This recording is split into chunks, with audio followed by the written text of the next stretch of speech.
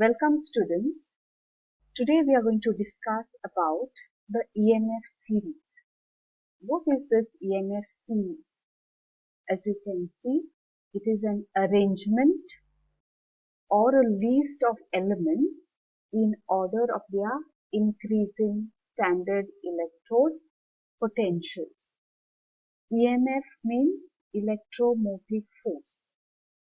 The standard electrode potential, that is the reduction potentials of various electrodes, all these are the electrodes, they are given in this particular table. These are the standard electrode potentials. Now these values are said to be on the hydrogen scale. They are measured on the hydrogen scale using hydrogen electrode as the reference electrode. And this potential of the hydrogen gas electrode is taken as 0 volts. Now what are these standard electrode potentials? These are potentials of the electrodes when the concentration of the ions in the solution is unity at 25 degrees centigrade. Now if you look into this table, lithium has the lowest electrode potential, minus 3.03 volts, and you can see fluorine has the highest electrode potential, 2.87 volts. Hydrogen has got 0 volts. All other elements have potentials between minus 3.03 and 2.87 volts. Now I want you to remember a few of these values. So for lithium you will remember for zinc, then you'll remember hydrogen, then you'll remember for copper, for silver and for fluorine. So let's try to down this. Electrode representation and electrode reaction and E0 values for all these electrodes which I have asked you to remember. So here we found the electrode representation. We write it in the reduction form. So we have lithium plus getting reduced to lithium, and the reaction would be lithium plus accepting an electron to give lithium, and the value is minus 3.045 volts. Then we have zinc. So I have told you to remember zinc, Zn plus 2 slash zinc. This is the electrode representation for zinc electrode. Zn plus 2, it will take 2 electrons to give Zn. And the E0 value is minus 0.763. So I want you to remember all these E0 values. The next I would suggest you remember is Fe.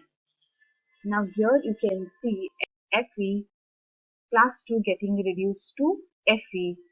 Fe plus 2 ions taking up 2 electrons to give you Fe, and the E0 value for Fe is minus 0.440 volts. Then we have the hydrogen gas electrode. This is the reaction we have written, and the E0 value is 0. So similarly we have for copper, silver and fluorine. All these values, if you remember, it will help you. Now, what information does this EMF series give us? Now, element at the top of the series having high negative values of standard reduction potential are said to be more reactive. That is, they have a greater tendency to undergo oxidation, and oxidation is nothing but the loss of electrons. So, lithium can easily lose electrons compared to that of zinc. Zinc can easily lose electrons compared to that of Fe. So if you see, the elements which are on the top of the series can undergo oxidation very easily. They supply the electrons for some other element to get reduced. So that is why they are called as strong reducing agents.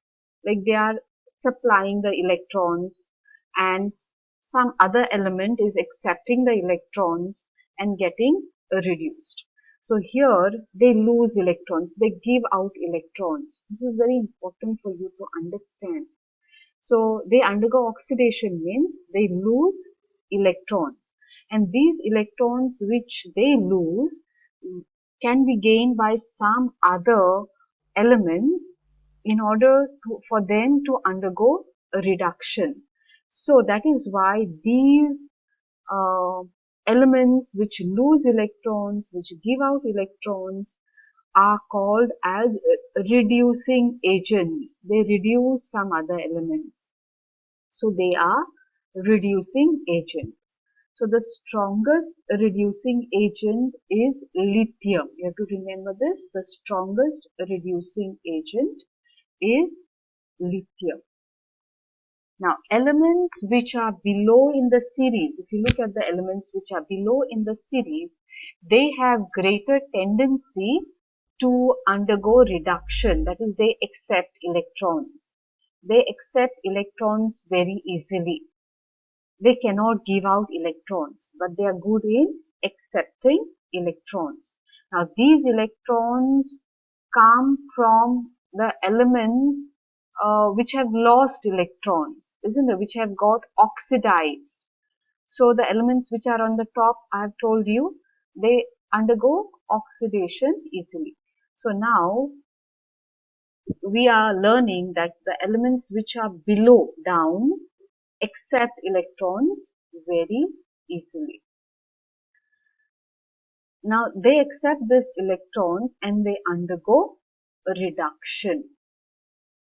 But I've told you these electrons are from those elements which have got oxidized. So these elements which are down below are good oxidizing agents.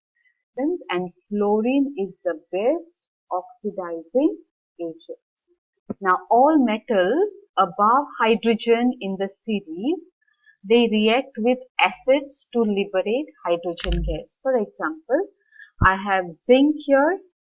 Zinc, which is higher up in the series, can react with a dilute sulfuric acid and it will give you zinc sulfate plus hydrogen gas.